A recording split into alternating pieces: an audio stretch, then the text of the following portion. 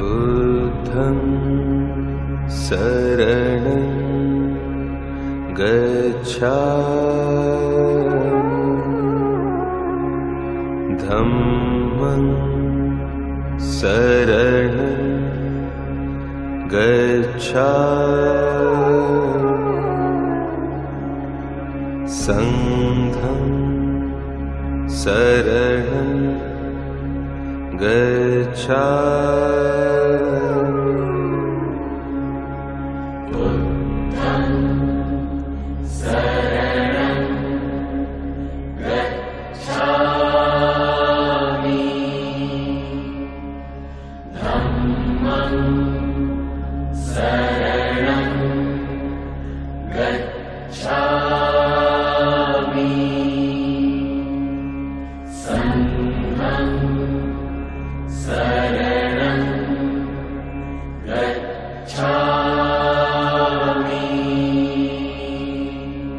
बुद्धं शरणं गच्छामि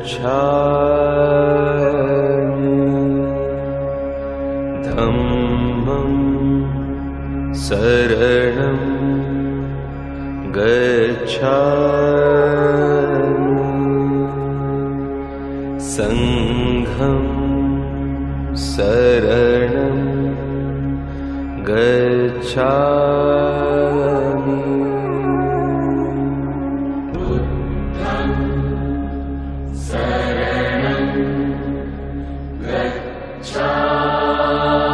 शरणं गच्छामि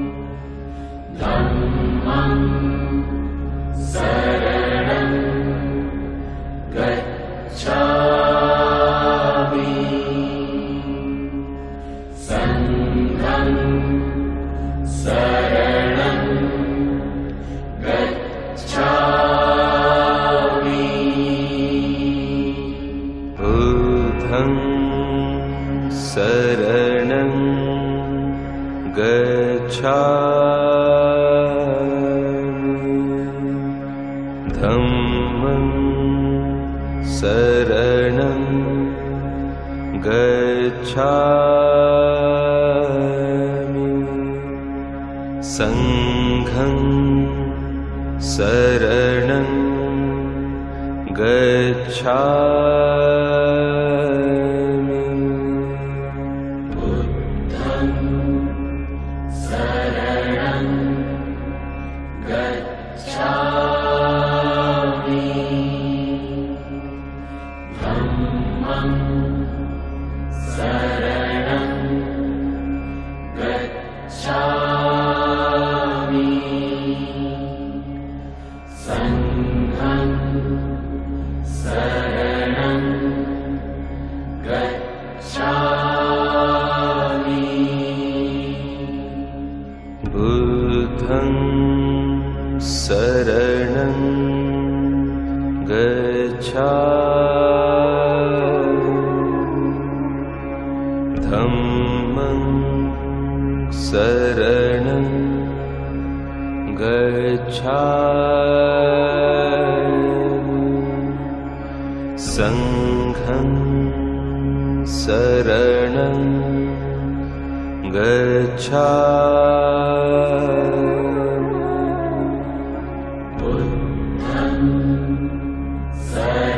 शरणं गच्छामि धम्मं शरणं गच्छामि संघं शरणं गच्छामि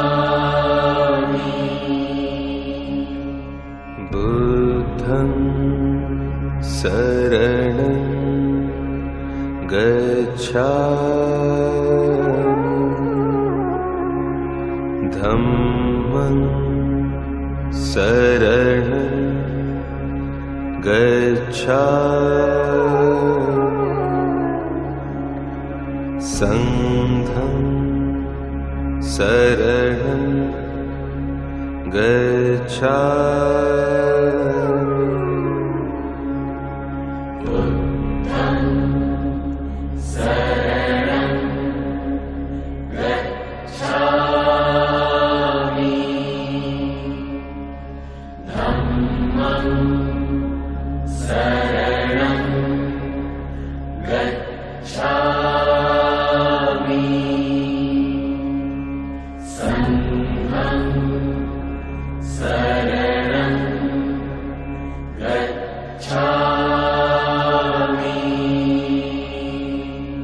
बुद्धं शरणं गच्छामि धम्मं शरणं गच्छामि संघं शरणं गच्छामि बुद्धं शरणं गच्छामि धम्मं शरणं गच्छामि संघं शरणं गच्छामि बुद्धं शरणं गच्छामि धम्मं शरणं गच्छामि संघं शरणं गच्छामि बुद्धं शरणं गच्छामि शब्दांनीच बोलता येतं असं बऱ्याचदा शब्दांच्याही पलीकडे माणसं बोलून जातात. शब्दांच्याही पलीकडचे भाव अभिव्यक्त होत जातात. निव्वळ शब्दांनी बोलण्या इतक्या भावना दुबळ्या नसाव्या अशीच काहीशी स्थिती आज हे सगळं चित्र आहे. ही रांगोळी बघून माझी आहे.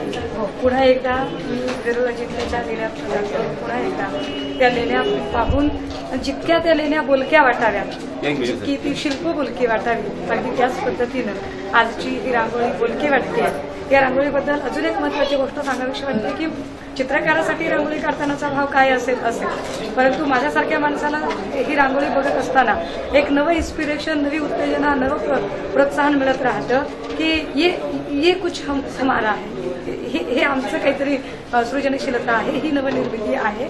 या नवनिर्मितीच्या संदर्भात कदाचित गिनीज रेकॉर्डने दखल घेतली असेल वर्ल्ड रेकॉर्डने दखल घेतली असेल भारत सरकार अजून दखल घेत असेल परंतु कुठल्याही पुरस्कारापेक्षा ही रांगोळी बघून जो सामान्यातला सामान्य माणूस येतो त्याचं पुन्हा एकदा रक्त सळसळायला लागतं. नवचैतन्य त्याच्यातनं स्फुरायला लागतं. ही रांगोळी बघून हा आमचा माणूस आहे हे आमचं काहीतरी इन्स्पिरेशन आहे हे वाटणं त्या प्रत्येक माणसाला हा कलाकारासाठीचा सगळ्यात मोठा पुरस्कार असतो. आणि मुजावर सरांना माझी एक विनंती असेल सर तुमचे रेकॉर्ड खूप झालेले असतील परंतु भारत सरकार किंवा महाराष्ट्र सरकारने काय त्याच्याबद्दल ठरवलंय याच्यावरती फार काही लक्ष देऊ नका. कारण एकूण पुरस्कारांच्या बद्दल मी एवढंच सांगू शकेन की ते वाघांनाही मांजर बनवण्याचे प्रयोग सर्रास केले जातात. त्यामुळे त्यांनी पुरस्कार दिला तरच तुम्ही ग्रेट चित्रकार व्हाल आणि त्यांनी पुरस्कार नाही दिला तर तुम्ही चित्रकार नसाल असं अजिबात नाहीये. एवढं सगळ्या लोकांची पावती ही सगळ्यात मोठी पावती असते. कुठल्याही सरकारी दप्तरच्या कागदी प्रमाणपत्रांपेक्षा या बोलक्या भावना जास्त महत्वाच्या. आजच्या दिवशी मुजावर साहेब आणि त्यांच्या सगळ्या कुटुंबियांना कारण कुटुंबियांचा सगळ्यात मोठा हातभार असतो. एखादी कलाकृती कलाकार घडवत असताना त्याचं कुटुंबीय त्याला किती नैतिक सपोर्ट करतं. त्यामुळे त्या सगळ्यांना लाख लाख सदिच्छा देते शुभेच्छा देते आणि अशीच एखादी अजून मोठी कलाकृती आम्हाला लवकरच बघायला मिळेल अशी अपेक्षा व्यक्त करते.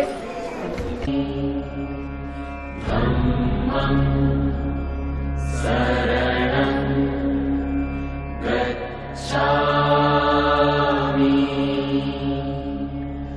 संघं शरणं गच्छामि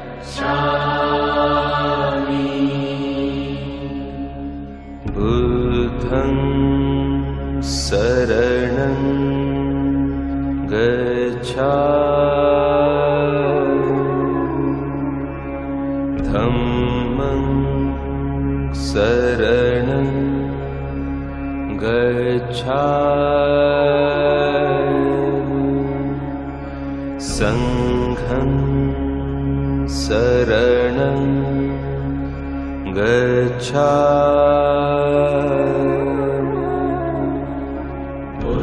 बुद्धं शरणं गच्छामि धम्मं शरणं गच्छामि संघं शरणं गच्छामि बुद्धं शरणं गच्छामि धम्मं शरणं गच्छामि संघं शरणं गच्छामि बुद्धं शरणं गच्छामि धम्मं शरणं गच्छामि संघं शरणं सुखो बुद्धानुपादो सुखा सद्धम्मदेशना सुखा संगससामागि समगाणं तपो सुखो समगाणं तपो सुखो समगाणं तपो सुखो. विश्वाला विश्व शांततेचा व अखिल मानवजातीस दुःख मुक्तीचा आणि मनशांतीचा धम्ममार्ग देणारे महाकारुणिक शाक्यमुनी तथागत गौतम बुद्ध आणि बुद्धांच्या पदचिन्हावर चालून प्रबुद्ध भारताची उद्घोषणा करणारे परमपूजनीय बोधिसत्व आणि तुम्हा आम्हा सर्वांचे मुक्तीदाते परमपूजनीय डॉक्टर बाबासाहेब आंबेडकर यांच्या विचारस्मृतीस आणि त्यांच्या प्रतिमेस विनम्र अभिवादन. बाबासाहेबांच्या 57 महापरिनिर्वाण दिनानिमित्त त्यांना अभिनव उपक्रमानं श्रद्धांजली वाहण्याकरता माननीय ॲडव्होकेट सांगलीकर व चित्रकार आदमाली यांनी जी नवीन असा एक उपक्रम राबवला आणि एक जागतिक कीर्तीचं हे रांगोळी त्यांनी घालून बाबासाहेबांना एक नवीन पद्धतीनं अभिवादन केलेलं आहे आणि त्याचा आज समारोपाचा कार्यक्रम आहे.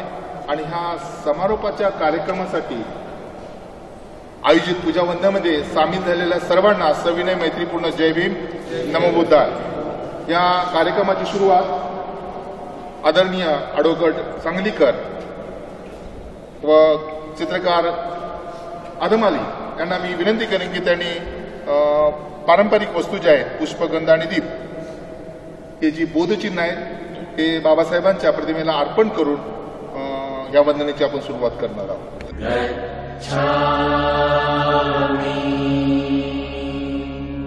बुद्धं शरणं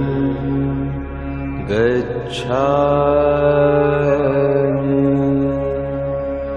धम्मं शरणं गच्छामि संघं शरणं गच्छामि बुद्धं शरणं गच्छामि धम्मं शरणं गच्छामि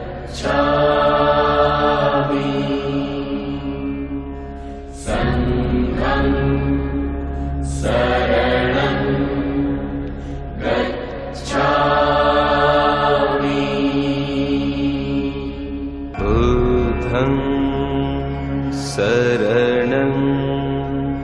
गच्छामि धम्मं शरणं गच्छामि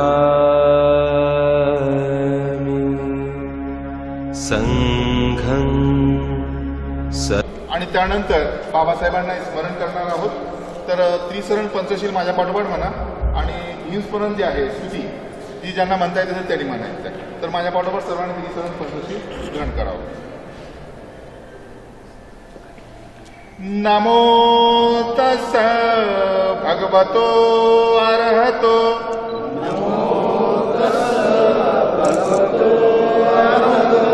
सम्मा संबुद्धस्स नमो तस् भगवतो अरहतो सम्मा संबुद्धस्स नमो तस् भगवतो अरहतो